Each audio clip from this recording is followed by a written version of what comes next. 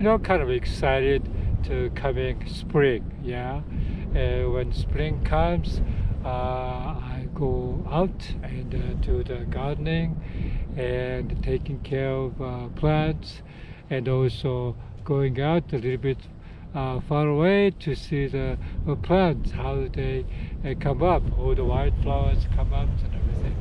So that particular activity become very much of a cyclic uh, phenomena. Every spring, you comes out and you see the new growth. I think that is kind of very important because winter time you don't see any growth. Everything is dead. Therefore, you don't feel like uh, living in like a nature when a lot of activity is going on. And that's kind of interesting, for looking at the Earth's history or whatever. There is a distinct, temperate climate zone have a distinct four seasons: winter, spring, summer, fall. And in this particular seasonal change, people kind of established this particular yearly activity, cyclic nature activities there. And trees and plants is the same way. They kind of establish the cyclic cycles. And even, the Earth's temperature during the winter time, it gets cold, but it's not like, very, very cold. Everything is stopped growing or anything. Still, it's dormant under the ground and waiting for spring to come. And that particular climate established this nature of the creatures on Earth. Of course, in like a tropical region, it's almost, all year round. It's like a summer, right? And they establish their own, the plants and the fauna, animals established there. But most of the time, just because Earth is tilted, they have this change of the temperature all through the season, and that established all the animals cyclic nature, and that also very, very peculiar on this earth. The more and more the people start to think that it's unlikely that there's another creature living in outer space somewhere. And, maybe they visit sometime to our Earth. But now, come to think of it, I think more and more people think that's very, very unlikely to see that those aliens come to visit on Earth. I wouldn't say that some other alien creatures live there and somewhere in the far, far away.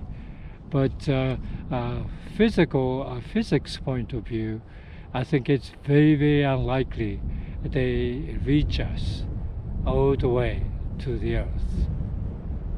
And nearby Earth in the Andromeda galaxy is the most closest. But even that,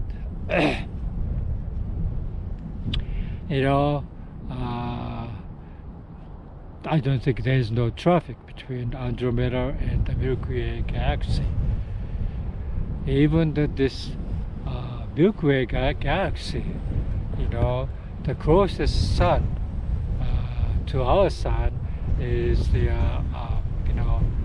Alpha Proxima Alpha sun there, but it's far, far away, and it's very, very unlikely that they can travel from the particular sun to our sun to look for some kind of a communication. That's very unlikely. So it is. We are kind of established. It is more or less like our Earth is the only place that we could live on, and we don't expect anything to come to visit us.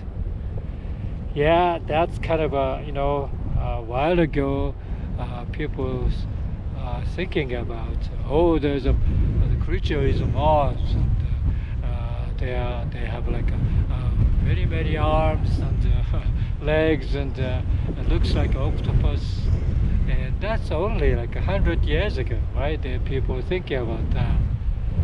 And science fiction was filled with those stories. But I think it is interesting to see those scientific evidence tend to indicate that the life on Earth is very, very unique and precious, and nowhere else that have the particular environments. Of course, you cannot deny that some other planets or stars or whatever far away, they can establish some kind of a life, but the life as is defined as this particular thing is that you establish this particular mind of a creature, particular lifestyles of creature. That's only this life existing somewhere, only possible to come up with. But the rest of it is all inorganic matters. In organic matter, there is no life, therefore there is nothing to think about, like civilizations or anything like that. So Earth is unique. And on this Earth this year, very evolving. That's Earth creature, human beings especially, try to come up with more and more like a scientific technological advance come up with. Like they are trying to come up with this imitating the human ingenuity, human mind, or something like that, to produce something, or to come up with something grandeur than human life himself. And that is more or less like only human can think of it. That type of thing exists, because all the other animals on Earth, all the dinosaurs extinct, but the life survived today is like more or less like they remain on the Earth, bound on the Earth, and the lifestyle is pretty much depending on the surface on the Earth. Lifestyles. That means you don't think about come up with more or less like a human being type of activities. There's no animals like that today. Although like a monkey is the closest. And monkeys, this biological tendency to be very close to the human being, but it's very, very far from the human being's mind there. You think about like a snow monkey in Japan, for example, they kind of learn to go into the hot tub during the winter time and make themselves warm. But that only happened just recently, I would say. The last 100 years maybe, they learned, some of the monkeys learned how to do that. And that kind of repeating in that particular community. Only one community in Japan, in Nagano, in Snow Monkey Park, they only do that. So yeah, I don't know how that's going to evolve to the more higher activities, like trying to use the tools and everything, and come up with more civilized monkey culture. But that itself is very, very rare. And so, as come to think of it, all these activities of the human being are very, very unique. You live here in this society today, and you think you are enjoying the movies and music and theaters, sports, books, all these things. Yeah, you come to think of it. It is interesting that, this is a unique environment, a unique culture, unique time of the history there. Who knows what's going to happen in the future. But looking back the past, it took all the way, from like a biblical time, like 2,000, 3,000, 4,000 years ago, we established this culture today. Yeah. So that's, I tend to admire the people's ingenuity, people's culture existed in the past and today, and it's going to be in future as well.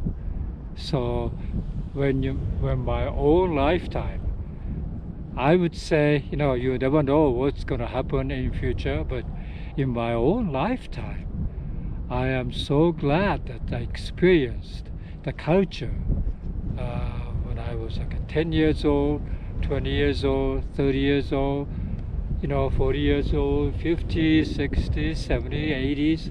Those culture I experienced, I tremendously cherish and values those cultures. The history of my own entertainment is also very, very interesting as you experience those things. Of course, you tend to go a different arena of the culture that you evolve. I think your culture tend to shift,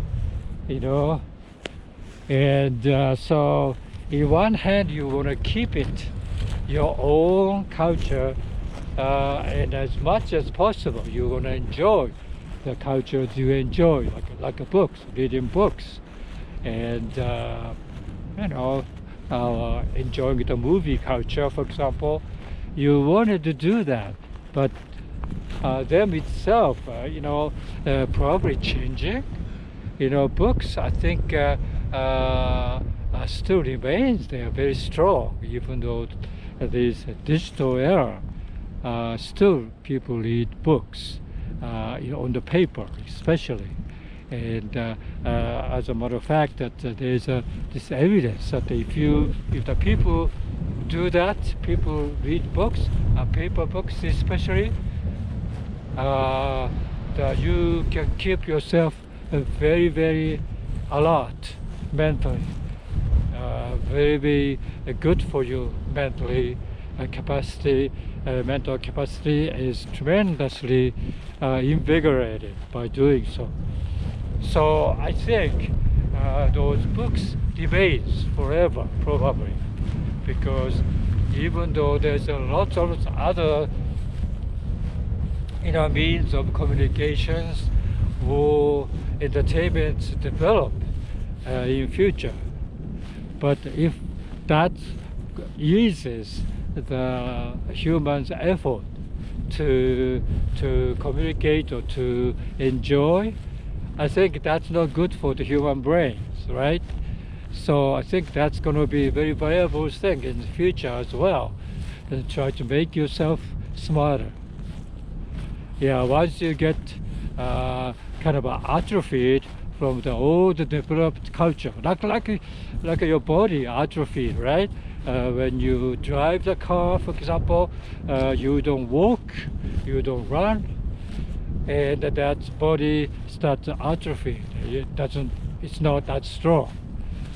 And people start to exercise, and that's the counter measure for the advanced technology.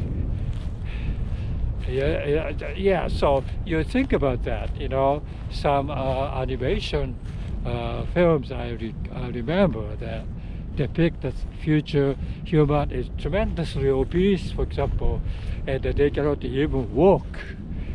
And that particular scenario may not happen because people start to think about what is the most important thing for human survival. Of course, physical survival is very, very important there.